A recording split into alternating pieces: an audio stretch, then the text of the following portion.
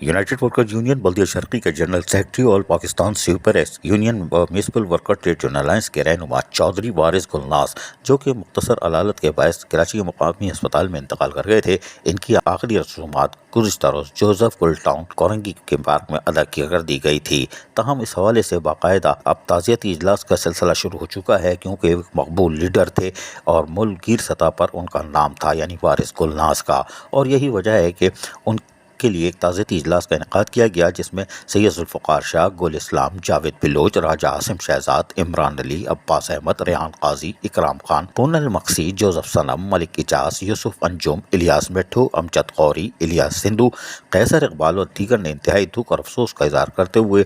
سوگوار خاندان سے دلی ہمدردی کا بھی اظہار کیا اور تعزیت کرتے ہوئے کہا کہ اللہ تعالیٰ ان کی مغفرت فرمائے، اور یقینی طور پر ان کو زبردست خراج عقیدت پیش کیا گیا، کیونکہ وارث گلناز نے محنت کشوں کے جائز حقوق اور مفادات کا ہمیشہ تحفظ کیا تھا۔ عزیز عارف، KBS بلدیاتی نیوز کراچی۔ ایسی ہی خوبصورت ویڈیوز فیوچر میں حاصل کرنے کے لیے ریڈ بٹن پر کلک کر کے اور بیل آئیکن کو پریس کر کے ہم سب کے سبسکرائبر بننا مت بھولیے۔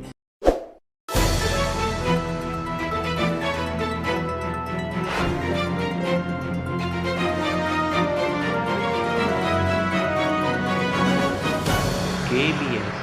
بلدیاتی نیوز۔